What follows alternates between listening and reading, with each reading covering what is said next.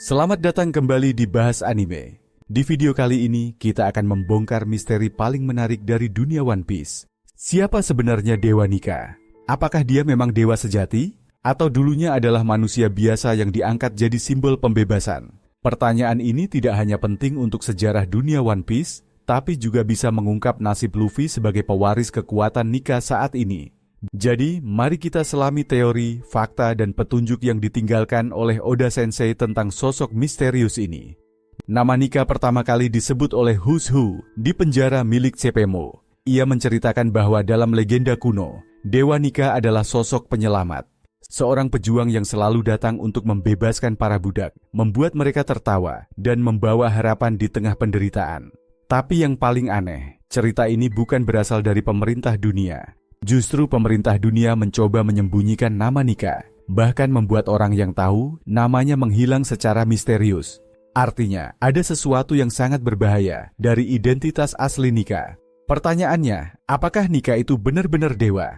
Atau sebenarnya Nika hanyalah manusia biasa yang melakukan hal besar hingga dikenang sebagai dewa? Jika kita lihat sejarah dunia One Piece, banyak tokoh kuat yang disembah layaknya dewa, tapi sebenarnya mereka hanyalah manusia luar biasa. Contohnya, Enel mengaku sebagai dewa, tapi dia hanyalah pemilik buah Goro-Goro no Mi. Begitu juga dengan Tenryubito yang menganggap dirinya keturunan dewa, padahal mereka hanyalah bangsawan yang mengambil alih dunia setelah Void Century. Jadi, besar kemungkinan bahwa Nika dulu hanyalah manusia biasa, tapi dia memiliki kekuatan dan semangat kebebasan yang begitu kuat, hingga menjadi simbol perlawanan. Mungkin dia adalah pemilik asli buah iblis Hito-Hito no Mi model, Nika.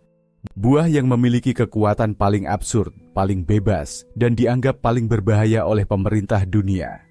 Buah ini memberi kekuatan imajinasi tanpa batas, yang tidak hanya kuat secara fisik, tapi juga mampu mempengaruhi semangat orang lain.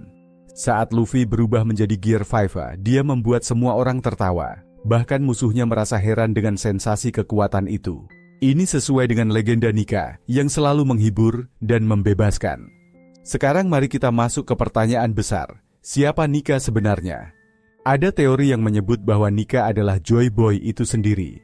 Joy Boy, seperti yang kita tahu, adalah tokoh besar dari Void Century. Dia berjanji kepada Fishman Island dan meninggalkan pesan di Poneglyph. Tapi ada yang percaya bahwa Joy Boy dan Nika adalah dua individu berbeda. Joy Boy adalah sosok yang mencatat sejarah, sedangkan Nika adalah simbol perjuangan di era tersebut. Namun jika kita menggabungkan petunjuk yang ada, Nika bisa jadi adalah bentuk lain dari Joy Boy. Mungkin saat Joy Boy bertarung, dia disebut Nika. Saat dia menulis sejarah, dia disebut Joy Boy. Kemungkinan lain adalah Nika dulunya adalah budak.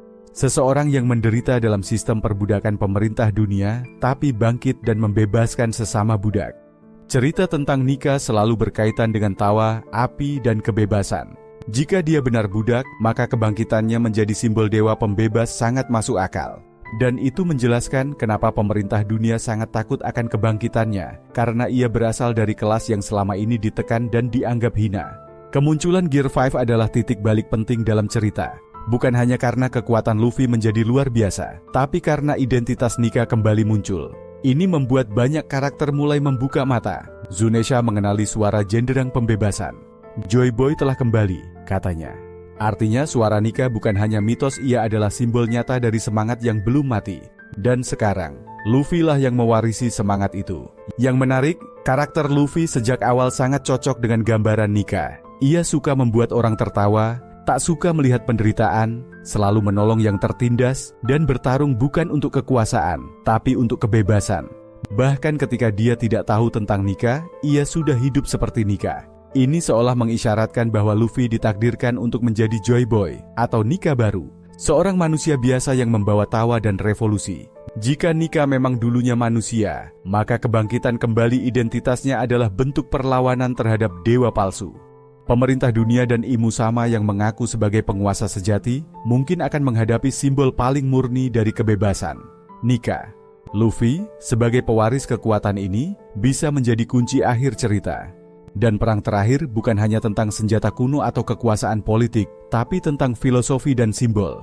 Dewa tiran melawan dewa pembebas. Jadi, apakah Nika dulunya manusia biasa? Semua petunjuk tampaknya mengarah ke sana. Dan ini justru membuat sosoknya lebih luar biasa.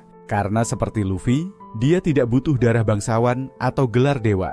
Yang dia butuhkan hanyalah hati yang ingin melihat dunia bebas dan penuh tawa. Dunia One Piece sedang menuju akhir yang besar. Dan kebangkitan Nika bisa menjadi simbol revolusi yang menghapus tatanan lama dan membuka era baru. Tulis pendapatmu di kolom komentar.